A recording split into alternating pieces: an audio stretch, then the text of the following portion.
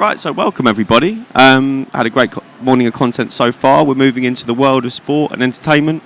I'm joined here by my fantastic panellists, and today we're talking all about creating harmony and future-proofing the sports we all know and love, how important it is to do so for the future of the sports, and also how important sporting foundations are in creating change. So I'm going to open up initially by just speaking to all the panellists a little bit about their role, their responsibility within the sustainable function, and what they want to get out of this session. So please, Emily, kick us off. Oh, great. Hi. I'm Emily Iveson-Pritchard. I'm the Head of Sustainability at Surrey County Cricket Club and the Kia Oval. So I look after our net zero pledges, our environmental strategy for both the club operations and the venue and the sports and the teams, so both the men's and the women's team. So it's a very holistic role, looking at environmental sustainability at every level, from an interesting conversation we were having about urinals earlier, all the way up to kind of infrastructure and player travel.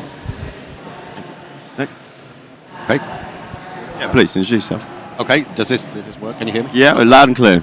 Right. Hi, I'm Jacob Tompkins. I do watery stuff, wear lots of different hats. So I'm Chief Technology Officer at one of the new water companies.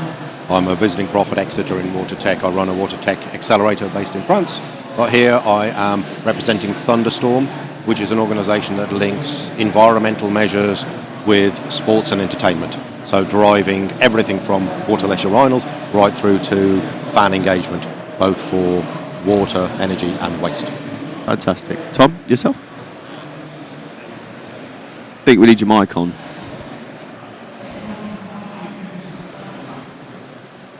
It's mic number 4. Hello. There we go. Yeah, I thought I might be able to get some feedback. So my name is Tom Edwards. I am Head of Development and Operations for Immersive Entertainment and Events here at Excel. Yes, it's the longest job title in the world. Yes, you'd have to check my notes to make sure I got it correct. And you'll notice that I don't have sustainability in my title. That sits with my esteemed colleague Natalie, who couldn't be here today. So I'm not the what and the how guy at Excel, but Natalie asked me to step in because she felt I had the right why. And why I think sustainability is important in my role is because in development you can build it into the very beginning of what you're designing. You don't look to put it in the middle or retrofit it in the end, but you put it right at the beginning. My actual role is to head up development of Immerse London, which is a 13,500 square metre new entertainment district, which has been designed and purpose-built to host next-generation immersive experiences. So we've got Tutankhamun at the moment, we've got Friends, the experience where you can see the sort of sets and go and get your photograph taken with those guys. Squid Game, which is a competitive socialising event, and you play the games that from the TV show, just minus the death. You get to walk away from them. And we're about to host the Elvis Evolution experience, which I've been told to say is nothing like ABBA Voyage, but if you've seen ABBA Voyage, it's like ABBA Voyage for Elvis. With my other hat on, I also head up development and delivery for the ABB Formula E World Championship, which is an all-electric racing series that goes inside and outside of Excel. You're actually sitting on the track as we speak, and in just over a month we'll have cars doing about 160 kilometres an hour coming through here. Fantastic. Colin, yourself? Yeah, good afternoon. My name's Colin Chong. I'm the Chief Redevelopment and, Regeneration Officer for Everton Football Club. Primarily responsible for the delivery of the Hill Dickinson Stadium on the waterfront at Liverpool. And my name's Hattie Park. I'm the Sustainability Manager at the All England Lawn Tennis Club, which hosts the Wimbledon Championships. Qualifying is underway at the moment and the main event starts on Monday.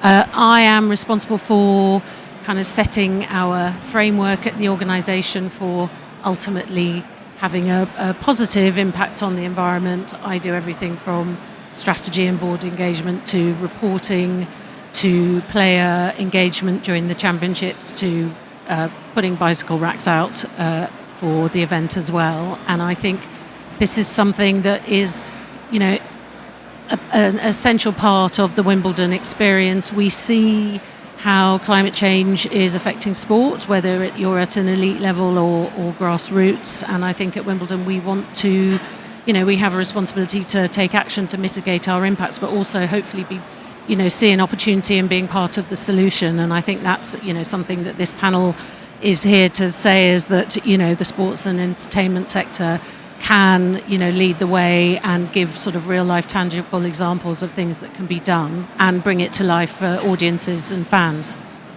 Oh, absolutely, thank you very much. I think probably best point to kick off from is looking at the importance, I suppose, and sustainability of future-proofing the sports themselves. How would you say, the shift in sustainable focuses has kind of gone from a nice to have, maybe a marketing tool, to actually a necessity for future-proofing the sport itself? Emily, maybe you want to start with that. So we are a weather-dependent sport. Odd for a sport that was designed and started in England, but we cannot play in the rain, and if it gets too hot, people get a little upset.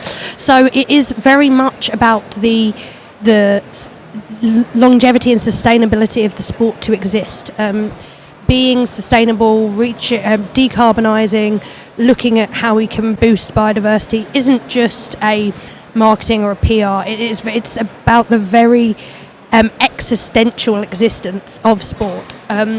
It's also become very much a commercial imperative. You're looking at sponsors and how they want to engage with companies and businesses and sports grounds who are leading the way and innovating.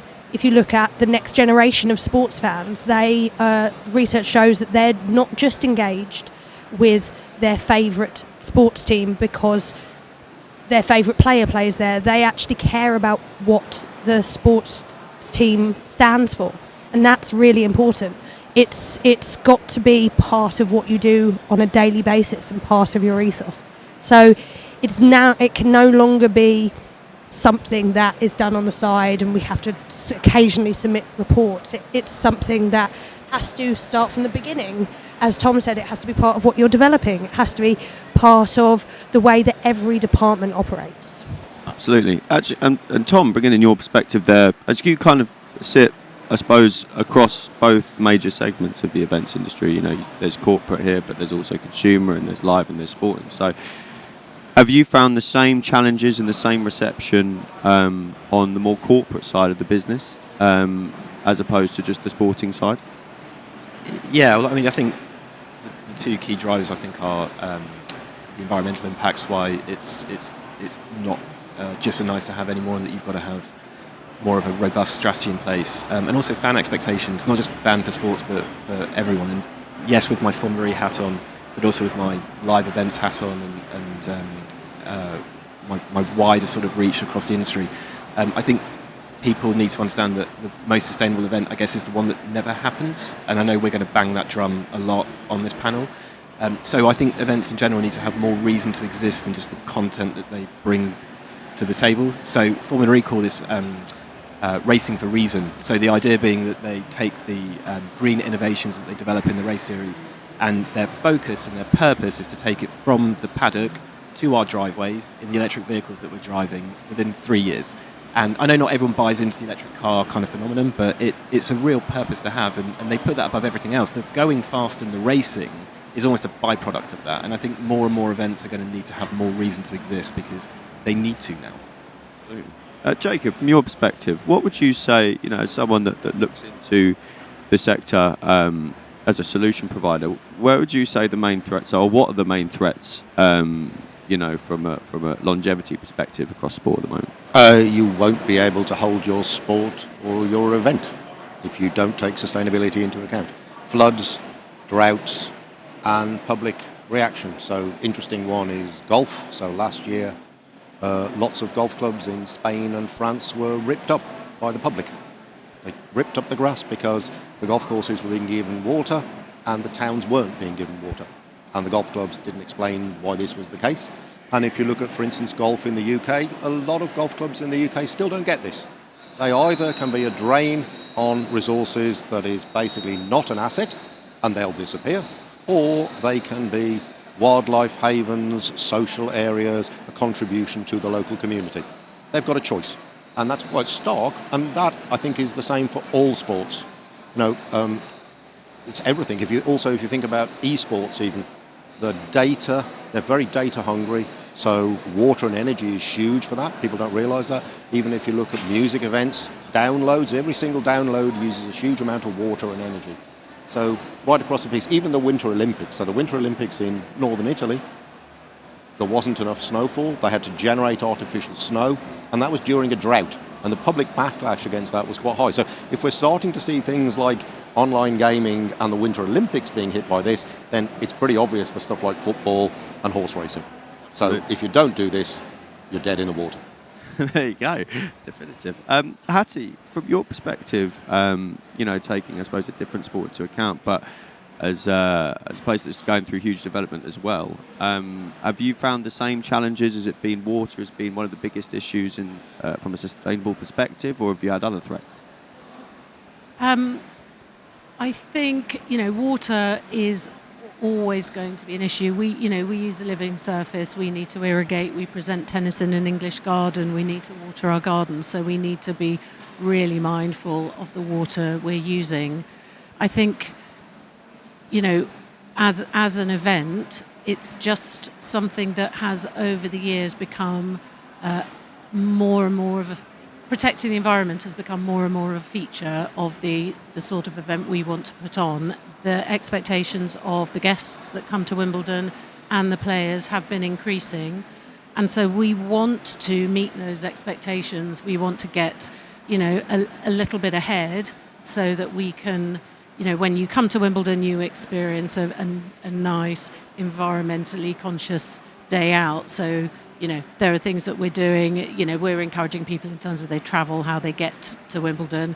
There's a travel planner that shows the most environmentally sustainable journey. We show you the carbon weightings of the food and drink that we serve. So again, trying to sort of engage people, just sort of provide information so people can make informed decisions. And then really, I think the important thing about Wimbledon, and a point that we're really trying to make this year, is around nature. We want to create healthy habitats for nature to thrive on the grounds, but also we want to help forge closer connections with nature. So when you come, you enjoy that English garden experience, and hopefully, you sort of fall that little bit more in love with nature when you're there. And then the logical next step is you want to protect it. So it's kind of also hopefully encouraging, engagement and action and knowledge amongst the fan base as well. I think I went a bit off piece from your question, actually. No Sorry wrong for that. answers here. No, so you're saying it's a responsibility for you guys, but it's also a big engagement piece in sharing that responsibility I think that's with the your big community. thing that sports and events can do. Yeah. Max, can I just ask? So Absolutely. with your Yes. the sort of English garden look as well. When Yeah. we developed the waterfront for Immerse London, we increased the net biodiversity by 900% on our Yeah. waterfront, and Yeah. we worked really closely with different specialists and consultants, the type of plants that we put Yes. in. And it was fascinating to understand from their perspective that because the water is quite volatile in terms of wind and interruption, Yeah. and how it affects pollinating insects and things Yeah. like that, we had to go into a real depth and a real analysis of what plants we should put in. Did you have the same thing? Well, at Wimbledon? we're going through that process at the moment. So on our main grounds, we try and have green spaces wherever you possibly can. And so on a flat roof, it'll be a bit of sedum. So we've got my favourite building is our technology services room. It's got solar PV and sedum and poppies and log piles and everything. So we're sort of combining the two.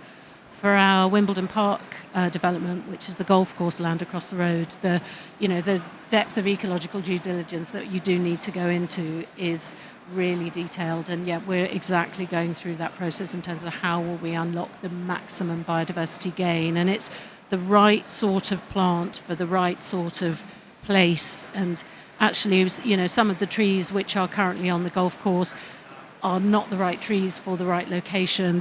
We've got some gorgeous veteran oak trees. They're sort of encroaching onto the root zones of the veteran oaks. So, they're all, as well as adding, you might need to take away. We'll be planting lots of whips, which are thin little sort of saplings. You plant those at a very dense level, and then you strip them out again after they've come, and that's the sort of natural way of doing it. But I mean, it's been an amazing learning experience for me sitting on these calls with the ecology consultants and the aquatic planting that you're talking about, where they go, all UK sown and grown. I mean, yeah, but the different hedgerows as well, having some hedgerow around the place is hugely helpful for biodiversity. Just to add to that, it's interesting because you're both talking about kind of new developments. If anyone's ever been to the Kia Oval, it is very much residential. We have about 2 metres from the stadium to the road at some of its closest points, and we're still trying to add in areas for biodiversity to thrive. A little bit of sedum roofs, great. Wildflower roofs. Unfortunately, we have one of the biggest green playing surfaces in the country.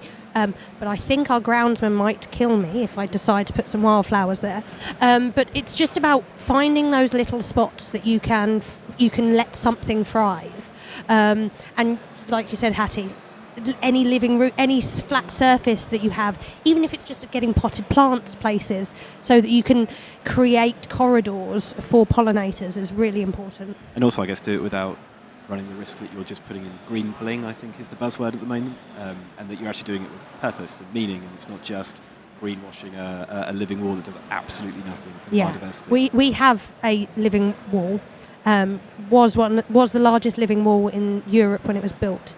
I have a sneaking suspicion that there's a little bit of that going on with that living wall because it's existed for 20 years, and 20 years ago we planted kiwi trees in our living wall, which is not a native species, probably shouldn't be here. It's now thoroughly established in our living wall. There isn't really much we can do about that, but we have to look back at some of the things that we've done in the past with our new eyes and say, actually, we need to add native species to that. We need to change the way that we approach biodiversity, which isn't just, as Hattie alluded to, chucking some trees on the ground, because it's not the right it's not the right living thing for that environment, and we have to be really conscious of that.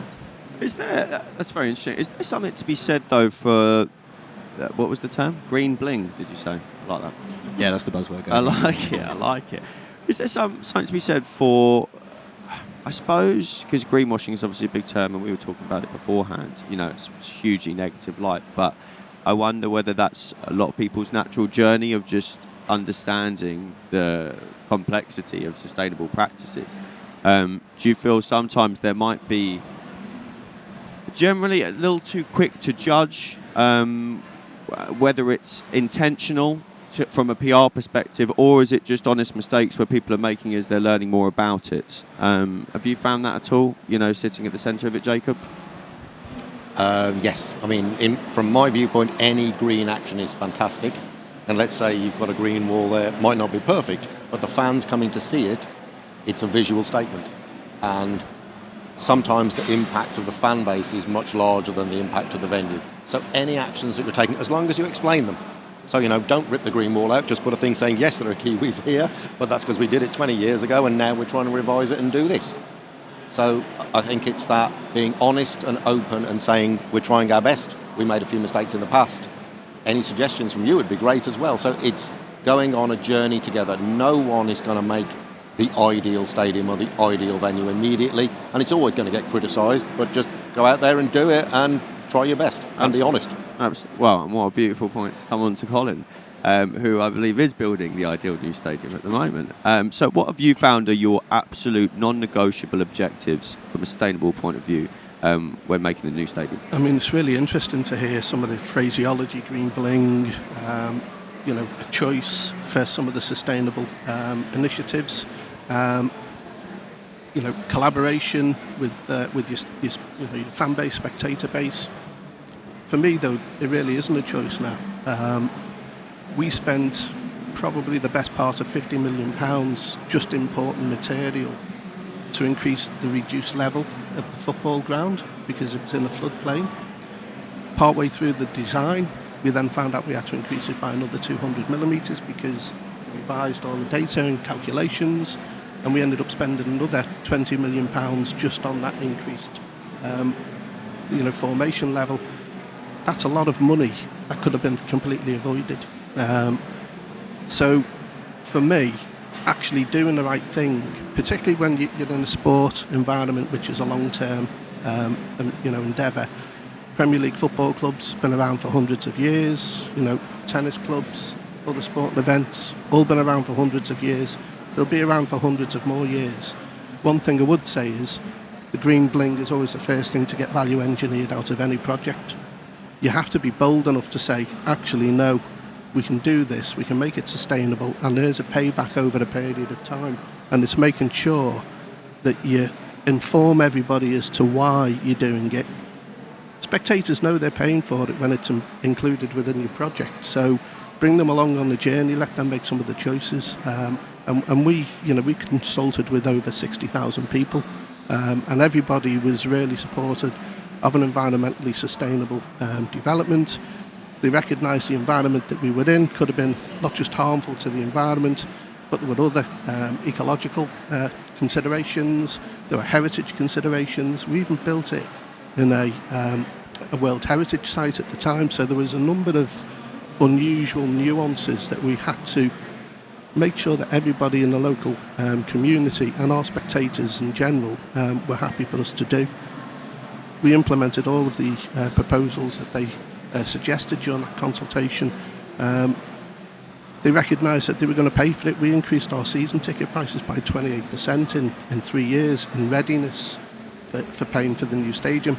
Everybody was on board with it. There was no very little moans. And it's the way you go about it, I think, is sustainable development starts from the concept right the way through to delivery. Max, sorry mate, I feel like do. I'm jumping in too often here. No, you're doing my job, I love it. When you designed the stadium, did you have any planning conditions that you had to meet? Because we had quite a few when we did our Immersed London development, and it showed that local councils are really driving into this now.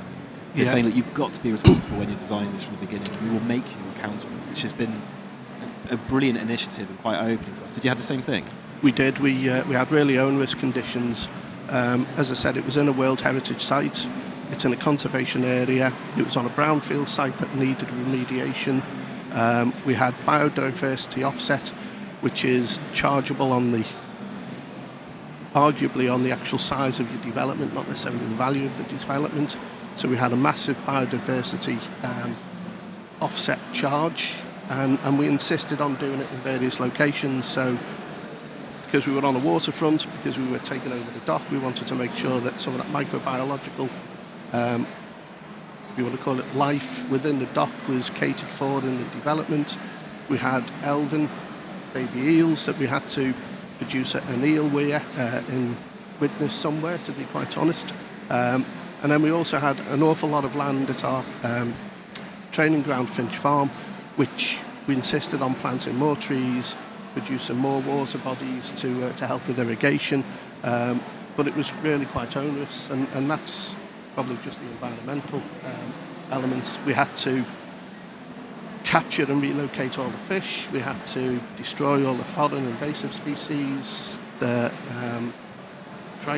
stuff that we've had to do, and to your point, it really is quite interesting. I've been in construction and stadiums for over 40 years, and we found 12 unexploded Second World War bombs in the dock. Yeah, we've had that here. Yeah. And, you're very lucky to find one, but there were 12. And just the impact of that on the project, it really does have a significant cost. But then you've also got all the other remediation, asbestos, obviously, oil contamination, coal contamination from the docks. It was really quite onerous. Absolutely. If I could just touch on the other side, I suppose. We talked about the delivery a lot there, but I'm really interested to know, because actually of the range of panellists we have, the societal responsibility, the community impact, which Hattie touched on earlier. Because we have 3 really traditional sporting event owners here, and then in Tom we have a newer community, and I'm assuming a community that has kind of been born out of a sustainable mindset. How have you found, each of you, the ability to communicate with your communities, and the onboarding? Has it been quicker? Has it been more reticent? Tom, kick us off, please. So from a Formula E perspective, I liken this a bit to the sort of innovation bell curve. So if you kind of imagine you've got your innovator at the beginning, and then you have your early adopters, your sort of early majority, your sort of late majority and then your laggers that you're dragging, kicking and screaming to the initiative. And if you think the early adopters are the ones that are willing to be inconvenienced because they believe in the product or the experience, whatever they're investing in, and they're willing to be inconvenienced in time and resource and money as well. And I think a lot of the Formula E fan base sit in a persona in that sort of early adopter model. So they're really open to sort of, for example, Formula E, we don't allow anybody to drive to site. There's no public parking accessible. We have 1,200 spaces on site here and we lock it down completely. Everyone must come by public transport because that's one of their initiatives. And the fan base responds to that really positively. There's no pushback at all because they're in that sort of bracket of individuals that are sort of going to naturally incubate and organically grow into the sort of early majority, which you need to kind of sweep up in all of this, so that they're willing to kind of go, you know what, we won't drive. We will get the train here, and that's fine. It's not an inconvenience. We'll cope with it. So I think we're quite lucky. And I'm not sure in football and cricket, especially, which has kind of got maybe a more established fan base than Formula E. We're only 11 seasons old. Established is an interesting way of putting it. Yes, so we do have an established fan base. Surrey County Cricket Club is actually a members club. We have 20,000 members, so technically I have 20,000 bosses. And to say that there is that innovation bell curve, we might be at the further right end of that than I might not like. The laggers. No, but actually there are some. But there are some early adopters as well, and that is really interesting. Cricket does have a bit of a reputation for being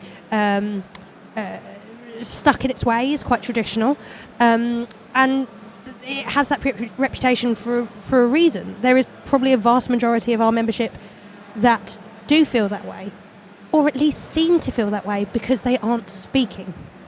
What we have is we have two vocal minorities on either side.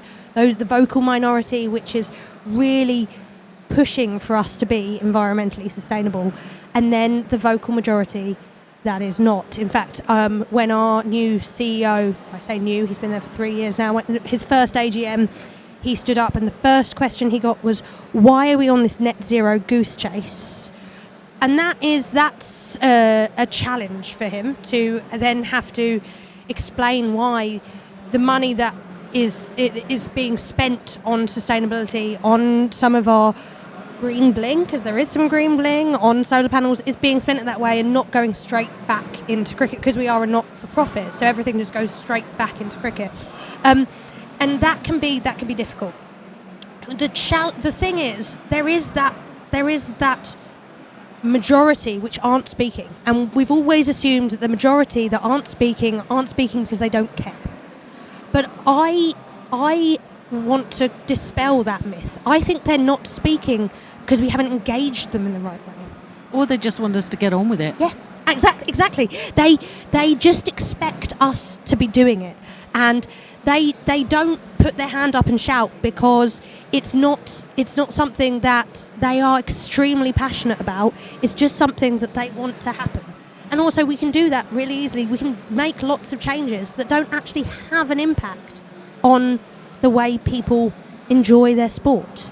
People can still come to cricket and have a fantastic time and not necessarily notice that all of the food trays and all of the drink containers are compostable. They cannot notice the fact that we have solar panels on the roof. They cannot notice the fact that we've changed all of our F gases to low emissions. These are the changes that we can make to just let people be able to enjoy their events without guilt. That's a really interesting point, actually, because obviously we started this little section talking about the societal impact, the responsibility to educate, I suppose. But I suppose you don't want to be constantly pushing it in people's faces because that changes the experience ultimately. How have you found those challenges with your individual communities? Is it do you have to strike a balance between the subtle changes you want to make, which you know are going to have an impact, without really broadcasting that everything's changing from this kind of institution, I suppose? When you talk about local communities, during our public consultation, we were really keen to make sure that we asked Evertonians, who, it's one of the oldest football clubs in the country. There is a tradition around Everton Football Club, certainly traditions at Goodison Park, the old ground that people had embraced for decades. But we were also keen to find out that other people, non-Evertonians, Liverpool supporters, people who didn't have an opinion in football, people had an opinion about some of the political issues. So it was really important for us to make sure we got a really broad understanding of everybody's view. Old, young, different genders. We literally tried to go across the whole spectrum of I suppose, of the public. One thing that we found out is that the majority of people all have the same sort of percentage of, approval rates. 94% of everybody, regardless whether they were Everton, Liverpool, somebody else, they all approved about the same things, which was really quite shocking for us. Even some of the older people that we thought... An Evertonian and a Liverpool fan agreeing. I couldn't believe that. I would never. Yeah, honestly, even Liverpool spectators, we specifically targeted everybody. We gave them every opportunity to consult via the digital platform. We had roving presentations out in the local community. We went throughout the whole of the combined region, even to some locations outside of the northwest. And it was really quite surprising just how everybody, in general terms, about your point about that silent majority, they do just want you to get on with it.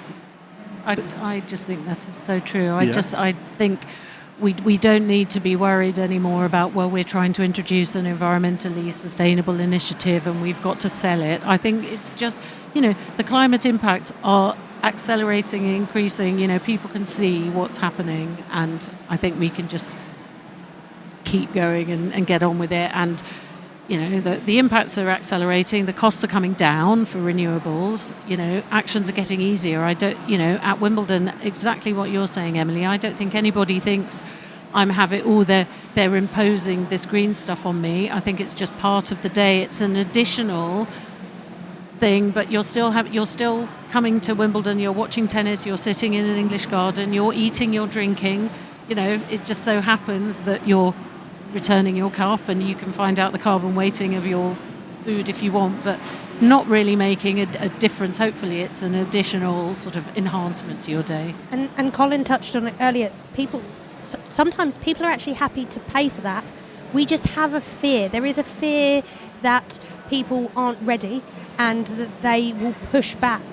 But I think that we have to push through that fear as sports venues and sports grounds and clubs and say, actually, if it's our purpose, if it's something that we believe in, we want fans who also believe in that, who are willing to kind of say, actually, if it's going to cost me £2 or £3 extra, in the long run, that is actually okay because I want this sport to exist.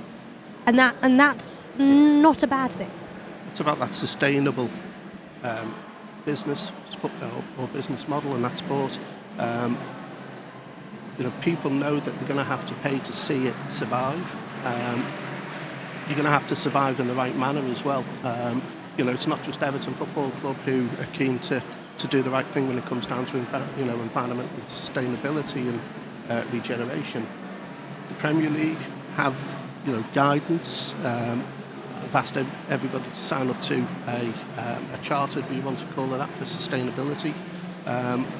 So I think it's recognised throughout the whole of the sports industry, not just the individual clubs as well. Absolutely. It's interesting about the charter because I wanted to move on to metrics, really, I suppose. And I wanted to come to you, Jacob, to actually kind of identify, because I feel like, again, there's a lot of complexity to it and there's a million different ways that you could measure an event. What would you say are the real key metrics that people should live by in measuring whether they're doing the right thing? Sorry, can I just chip on the last discussion first? Absolutely I think not. No, go for it. Go. That sport and entertainment has more power than you think. And I think actually it goes beyond people being happy and acquiescing. You're actually role models for them. So people don't listen to environmentalists like me. What they listen to are sports stars, entertainment stars. They go to the venue. It's, as you say, it's tea in an English garden, and they can see that in these hallowed establishments, there's green initiatives going on. So there's solar power, there's waterless urinals, there's low carbon food, and they think It's giving them the chance to try those and show that actually normal. So you're normalising that kind of environmental behaviour and promoting it. So that fan engagement is fantastic. So in terms of metrics, so I think quite often sports venues don't use a lot of the resources that are out there. There are a lot of environmental organisations, utilities, so we're potentially doing some stuff with a large international games, and we're looking at water neutrality around that. And we're working with the local water company, and they can then look at how much water goes into specific supply zones, so they can physically measure how much water is going in during the period of those games and measure what the impacts are. And quite often a lot of this stuff is nebulous, but if you talk to network operators for electricity grids or gas or water supply, they can tell you what the impacts are. You can do the input metrics, so how many fans have you engaged, how many pledges are there, all those sorts of things. But there are also some quite hard output metrics that you can do as well. The key bit, though, is ensuring that you set the boundary conditions right. So if you say we want this to be a carbon neutral event, how do you set that boundary? Do you include travel to it? Do you include the food? What are the things you include? And it's okay to exclude some of those. You've just got to be very clear about what the metrics are, what you're aiming for, and then report against those in detail. Don't do the greenwash. Don't make big statements like we're going to do this.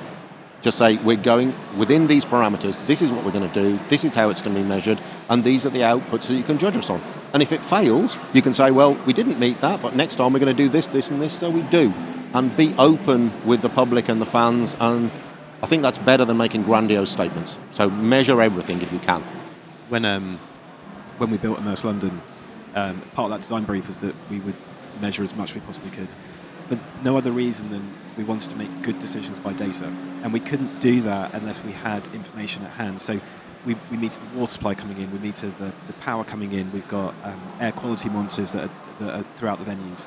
And we might not like the things that we see, but unless we can have a baseline metric that we can then measure over the next 2 years to then make better decisions on what we might do to improve it, I don't know how you do go about improving it. You need more information.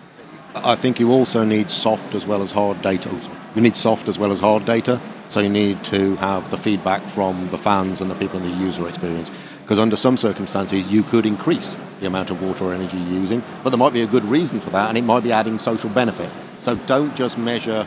We're talking about sustainability, not environment here. So we have to think about the social and the financial impacts in a round as well. So yes, measure everything, as you've done, but also the soft data. Sorry. No, it's okay. I'm just going to come right back to the beginning of the conversations that we had and say, absolutely, if you can, measure, baseline everything. But actually, just doing something is probably better.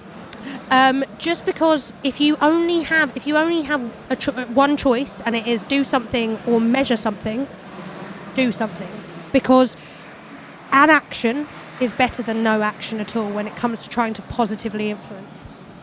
But on that, you may have some other people who are willing to pay for the measurements. You don't have to pay for everything yourself. Ask. There are lots of friends out there, lots of people who have sustainability targets as well, and you can actually help fulfill some of those. So they might be willing either to provide the service for free or even pay you.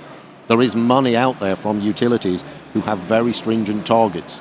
Particularly, on water, there is no water in East Anglia. There's no new water for any new development. So anyone who can offset that, then they'd be very interested in talking to you. And that's spreading across the whole country. I was just going to add in, sometimes you have to think out the box as well. Sometimes you don't have the data available, but you don't have to be a genius to know that you can do the right thing here. And a good example of that is we could have brought in the best part of 500,000 cubic metres of material to fill a dock in, and used reconstituted materials, 6F2, re-engineered materials, and brought them in on, in a traditional manner on lorries and trucks and what have you. And that would probably have been the cheapest way on paper initially to purchase that 500,000 cubic metres of material. But actually, by thinking outside the box, using dredge sand from the River Mersey, which had an environmental positive impact, keeping the water channels open, we brought it in on barges and boats, and we literally cut the amount of time it would take to fill a dock in. We reduced the actual impact of traffic on the local road infrastructure, It had programming cost benefits that actually, if you weren't prepared to explore it, you would never have found out it was the cheapest way of doing it. But it was also the most environmental, sustainable way of filling that dock in. It's really amazing, actually, when you talk about the impact that the transport network had as well. So we, with Formula E, the way that they create the racetrack is they have these concrete safety blocks, and there's 2.5 kilometres worth of them that create the track around the venue. And when we first signed the deal to bring Formula E back to London, they were housing them up in the Midlands, and it was something like 600 articulated vehicle movements to and from site to ship these blocks. We just said that's not what this relationship is about. So we actually found locations around Excel, around the site, to house these blocks as part of that collaboration with Formula E, because the consequence is something like 80 tonnes of carbon that would be created a year by shipping these blocks down, plus blocking up the local road network. Yeah. And they're hiding in plain sight. Some of you may have seen the blue blocks in the sort of Sandstone Lane traffic marshalling areas we've got. There's some hidden under the buildings. They're hidden everywhere. There's a lot of them. But the thought of shipping them down every day with that traffic infrastructure piece, it was just a non-starter. So we did that from the very beginning with them, for sort of same reasons that you look at. Yeah, we did a similar exercise for the actual construction of the stadium. It was what we call a DFMA, Design for Manufacture and Assembly, big Lego and kit effectively. But all the concrete was produced in a factory, so there was no wastage. The traditional method of building concrete on site would normally mean you'd, say, a 6 metre high, 6 metre wide wall. You'd need probably 6 wagons, one to bring in the steel, one to bring in the concrete, one to bring in the formwork, one to bring in the men, one to bring in the scaffolding. Whereas we brought probably 6 of those panels in on one truck as well. So we'd never ever be carbon neutral building a stadium out of steel and concrete, not in the modern day. What you can do is you can reduce your impact positively and then measure what that reduction could be. But we always knew that we would never have a carbon neutral stadium. It would always be a reduced carbon footprint. I think really interestingly, Colin, you said you don't have to be a genius to work out what is the right thing. And sometimes I think people get stuck in the idea that sustainability professionals are the ones that know what to do. And actually, most of the time, most people know what is the right thing to do because it's common sense. And if you don't have the metric, just go, is this going to be good for the environment or not? And generally, you know the answer. I think that's a fantastic point to almost finish. But before I do, I want to ask you in simple terms, what is the one biggest focus from each of you which you think guarantees the longevity of your sport right now? Just to leave as closing statements. Blimey. Guaranteeing the longevity of sport. Yeah, I mean, I'm with I'll Emily put the on entire the sport in your hands. So yeah, no, I can't save it. I'm with Pressure. Emily on the just do something. I think that's really important, and I think if we can engender a greater focus on nature, I think that's a really accessible way in to climate as well. Yes, Colin? I think I said earlier that we're in long-term sporting environments, and anybody who isn't prepared to invest in some of those, and when I say ecologically sustainable initiatives, it's really real short vision of them. Anybody who's in a long-term industry needs to think about the long-term future. That's how you'll reap the economic rewards. That makes the industry and the business sustainable. Tom, yourself? Like we spoke about sort of earlier, that I think sport and live events need more of a reason to exist than just their content. And I'm a big believer that if sort of thousands and thousands of bad decisions over the last couple of decades have led us to this point where we're discussing it in this forum, that on the other side, thousands of good decisions moving forwards can help us mitigate against it. And I think sport and live events have a real opportunity to bring people together and make positive change when you're face to face, to be that sort of megaphone to sort of help people make those small decisions. So, just quickly on that, actually, do you think you said that sport made a load of bad decisions up until this point? I suppose, isn't there a sense of inevitability? Because for sport to be as big a societal impact that it has now, surely at some point to grow that quickly, there would have been those decisions without that lack of knowledge, or do you 100%. definitely see it as a? Well, it's not just sport in general; it's live events. And to be fair, I don't want to go off on a rant now, but if you look at the fact that governments use GDP as a North Star metric for growth, That literally means that every year we have to consume more, otherwise we're not growing, it's not successful. And in a world where there's finite amount of resources, that's just not possible. That's just a terrible strategy to keep going with. So we need to reduce the consumption. mindset change. Absolutely, yeah. And I think over the last sort of 10, 20, 30 years, you may have seen that start shifting in a more positive way. But 30 years ago, I think people just went consume at all costs, grow GDP at all costs. That is our North Star metric. That's what we must demonstrate. And I think that we're wising up to the fact that it's just not a sustainable practice to keep going in that direction. Absolutely, fantastic. Jacob, yourself? Good advert for the government to Bhutan there, where they don't have GDP. It's fan engagement. So it's using the power of sport and entertainment to engage fans around sustainability. The power of sport and entertainment is huge and can make a massive difference off the pitch and outside the stadium as well as within it. Fantastic. And Emily, fine. Well, I feel like I'm just going to echo all of the comments made here. Using our greenfluence, using what we have. I think Hattie is entirely right about that bridge between sport and nature, and nature being kind of a let's call it the gateway drug to sustainability and environmental sustainability, and that future investment piece is really important. I think we have to be looking at 10, 20, 30 years in the future to see what sport is going to be like, because and live events, because unlike a lot of other things, the reason we exist mostly is for fun and engage and happiness and sharing information. And when things start going badly, unfortunately, they're generally the first things that cease to exist, because people need to batten down the hatches. And I don't know about anyone else on this panel or those in the audience, but I think we need to keep the joy when we get to 20, 30 years' time. So we need to keep sports alive. Fantastic. Ladies and gentlemen, a round of applause for our fantastic panellists today. Are we doing a few questions? Somewhere over the back. Has anyone got any questions first before I offer out? Absolutely. We have one over here. Do we have a microphone? We do. Okay, fantastic.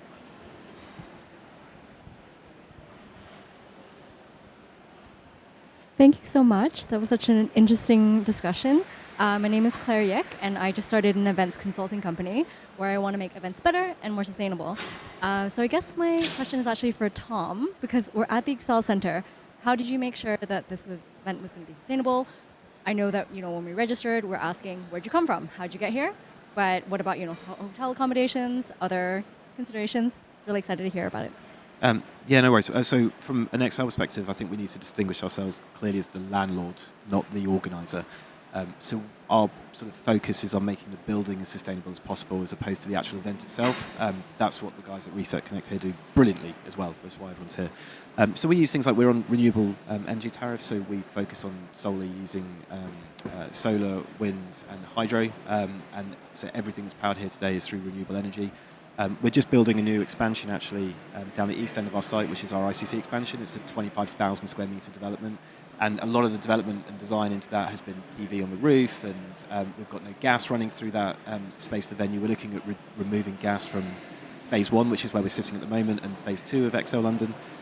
So we'll look at those sort of metrics, and it's not just on individual events, it's on the entire campus. We're a 100-acre campus. We go right the way down to the cable car at the Mayor's office and right the way down to the Hilton Hotel at the east. So we've got a big footprint that we're responsible for. So we look at it from that point of view. Thanks. Any other questions from the floor? Yes, one over here. Thank you. Hi, I'm Rob from Pinwheel. Player travel is a challenging one, isn't it? Because obviously we know that, particularly with away travel, there's lots of flights involved. An international player base with Wimbledon. How do you go about trying to limit the impact of that, or where you can't, thinking about what you might do outside of your operations to help? Hello, Rob. We work with you. We want to engage our players in actions they can take as well in terms of mitigating their impact.